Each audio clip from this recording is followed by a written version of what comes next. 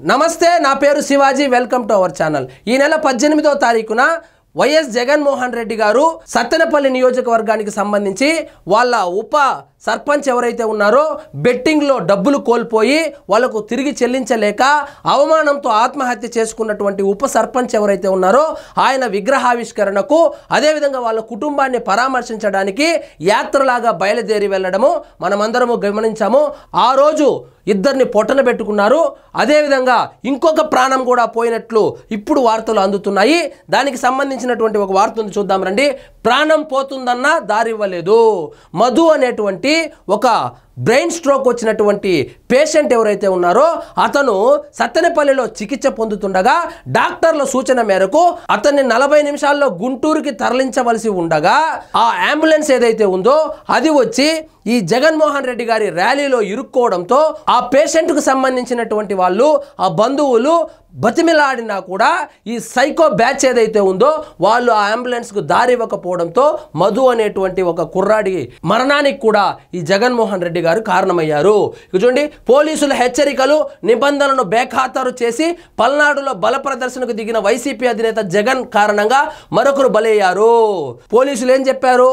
3 కార్లు లేదంటే మొత్తం 14 కార్లు 100 మందితో వెళ్ళి నువ్వు ఎవరైతే ఉన్నారో బెట్టింగ్లో ప్రాణాలు కోల్పోయినటువంటి మీ ఉప సర్పంచ్ ఎవరైతే ఉన్నారో ఆయన విగ్రహావిష్కరణ చేసుకో, వాళ్ళ కుటుంబాన్ని పరామర్శించుకో, నువ్వు జన సమీకరణ చేసి బల ప్రదర్శన చేస్తే మేము నీకు సెక్యూరిటీ ఇవ్వలేము, ఎందుకంటే మీ కార్యకర్తలకు క్రమశిక్షణ లేదు, వాళ్ళు గొడవలు పడుతున్నారు, వాళ్ళు ఫ్లెక్సీల్లో రప్ప రప్ప అంటారు, అదేవిధంగా రాజారెడ్డి రాజ్యాంగం అంటారు, కనపడినటువంటి మహిళల మీద అంతా దాడి చేస్తారు, పోలీసుల మీద కూడా దాడి చేస్తారు. కాబట్టి దయచేసి ఈ జన సమీకరణ బల ప్రదర్శన చేయవద్దు, ఎందుకంటే తొక్కిసలాట జరిగేటువంటి ప్రమాదం ఉంది. అలాంటి చిన్న గ్రామంలో జన సమీకరణ చేయడము ప్రమాదకరమని హెచ్చరించినప్పటికీ కూడా పోలీసుల యొక్క హెచ్చరికలను బేఖాతరు చేస్తూ ఆయన బల ప్రదర్శనకైతే దిగడం జరిగింది.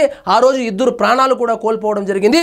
ఇప్పుడు లేటెస్ట్గా ఆ మధు అనేటువంటి ఆ పేషెంట్ ప్రయాణిస్తున్నటువంటి అంబులెన్స్ జగన్మోహన్ రెడ్డి ర్యాలీలో ఇరుక్కొని 2 గంటల పాటు వాళ్ళు బతిమిలాడినా కూడా వదలకపోవడంతో ప్రాణాలు కోల్పోవలసి వచ్చింది.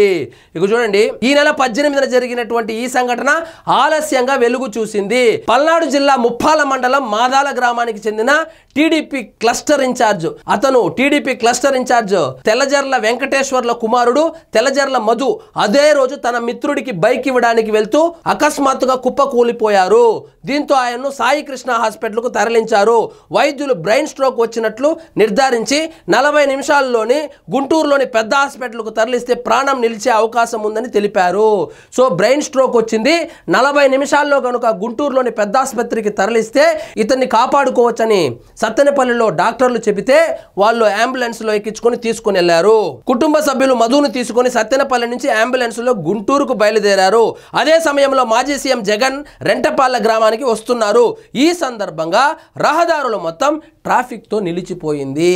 ట్రాఫిక్తో ఎందుకు నిలిచిపోయిందంటే ఈయన మీద ప్రేమతో ఎవరు రాలా, జన సమీకరణ చేసి జనాల గుండెల్లో ఇంకా జగన్మోహన్ రెడ్డి ఉన్నారు, ఓడిపోయాడు కానీ ఇంకా ఆయనకు జనాదరణ తగ్గలేదని బిల్డప్ ఇవ్వడం కోసము గుంటూరు మరియు కృష్ణా జిల్లాల నుంచి జన సమీకరణ చేసుకుని బల ప్రదర్శనకు దిగారు. మధు తల్లిదండ్రులు వాహనం దిగి వైసీపీ నాయకులను దారివ్వాలంటూ వేడుకున్నారు. అయినా కూడా వారు కనికరించలేదు. యథా రాజా తదా ప్రజ అన్నట్లు జగన్మోహన్ రెడ్డి ఏమో టైర్ ఎక్కించుకొని కార్యకర్తల మీద వెళ్ళిపోతాడు, ప్రాణాలు తీస్తాడు. అదేవిధంగా ఆయన కార్యకర్తలు వాళ్ళ తల్లిదండ్రులు అంబులెన్స్ దిగి అయ్యా నా కొడుకు చావు బతుకుల మధ్య ఉన్నాడు, దారి వదిలితే మేము మా కొడుకుని రక్షించుకుంటామని వేడుకున్నా కూడా ఈ మూర్ఖులు, ఈ దుర్మార్గులు, ఈ సైకోలు అంబులెన్స్కు దారి ఇవ్వకపోవడంతో మధు అనేటువంటి కుర్రాడు ప్రాణాలు కోల్పోయాడు. అయినా వారు కనికరించలేదు. దీంతో అంబులెన్స్ 2 గంటలు ఆలస్యంగా గుంటూరు చేరింది. అప్పటికే మధు మృతి చెందాడు. ఈ ఆలస్యమే మధు మృతికి ప్రధాన కారణమని వైద్యులు వెల్లడించారు. ఈ మధునే కాదు, ఆ దళితుడైనటువంటి సింగయ్య ఎవరైతే ఉన్నారో అతన్ని కూడా సకాలంలో కనుక ఈ వైఎస్ఆర్సీపీ కార్యకర్తలో లేకపోతే నాయకులో లేదో జగన్మోహన్ రెడ్డి హాస్పిటల్ హాస్పిటల్కి కనుక చేర్చి ఉంటే ఆ ప్రాణం కూడా కాపాడేది. అక్కడ ఆలస్యం చేయడం వల్ల సింగయ్య మరణించాడు. ఇక్కడ మధు అనేటువంటి టీడీపీ నేత కుమారుడు కూడా మృతి చెందడం జరిగింది. ఇంత నిర్లక్ష్యమా? నిజంగా జగన్మోహన్ రెడ్డి మనిషివేనా అని చెప్పి సోషల్ మీడియా వేదికగా కూడా ట్రోలింగ్ చేస్తున్నారు.